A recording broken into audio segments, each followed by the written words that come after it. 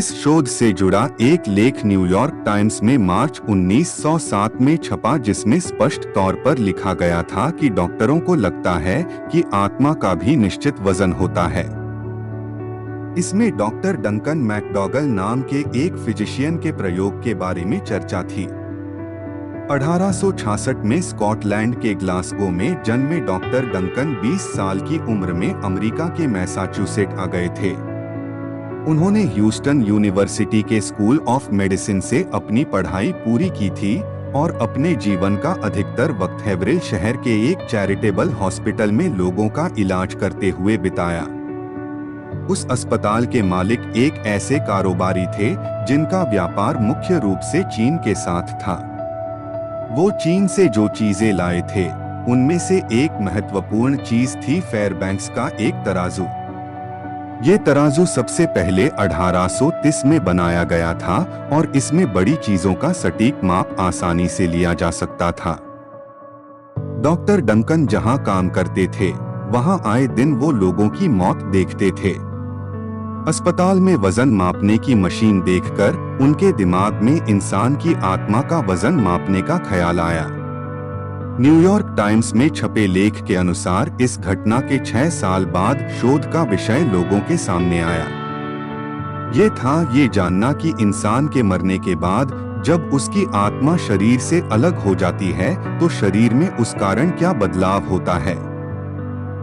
उनके शोध के विषय का नाता प्राचीन मिस्र के लोगों की मान्यता को साबित करना या फिर मिस्र के देवी देवताओं के बारे में कुछ जानना कतई नहीं था, लेकिन विषय वस्तु जरूर उसी प्राचीन मान्यता से मेल खाती थी।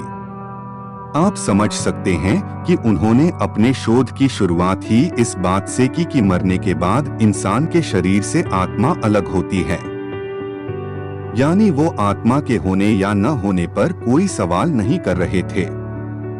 लेकिन उनके शोध के नतीजे में कहीं न कहीं इस बात को विज्ञान के स्तर पर मान्यता देने की संभावना जरूर थी।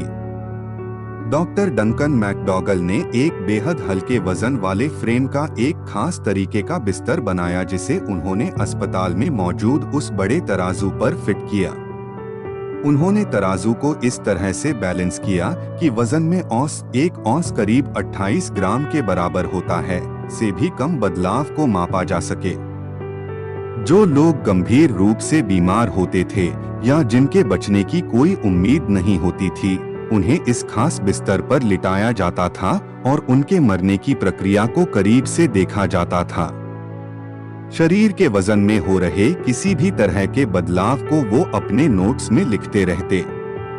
इस दौरान वो ये मानते हुए वजन का हिसाब भी करते रहते कि मरने पर शरीर में पानी, खून, पसीने, मलमूत्र या ऑक्सीजन, नाइट्रोजन के स्तर में भी बदलाव होंगे।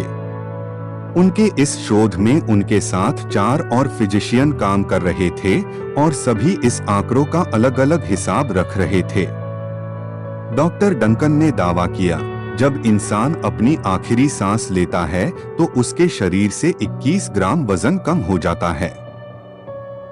डॉक्टर डंकन का कहना था, जिस क्षण शरीर निष्क्रिय हो जाता है उस क्षण में तराजू का स्केल तेजी से नीचे आ जाता है। ऐसा लगता है कि शरीर से अचानक कुछ निकलकर बाहर चला गया है।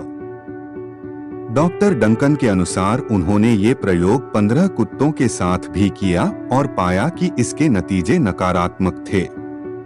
उनका कहना था, मौत के वक्त उनके शरीर के वजन में कोई बदलाव नहीं देखा गया। इस प्रयोग के नतीजे को उन्होंने इस तरह समझाया कि मौत के वक्त इंसान के शरीर के वजन में बदलाव होता है क्योंकि उनके शरीर में आत्मा होती है, लेकिन कुत्तों के शरीर में किसी तरह का बदलाव नहीं होता क्योंकि उनके शरीर में आत्मा होती ही नहीं।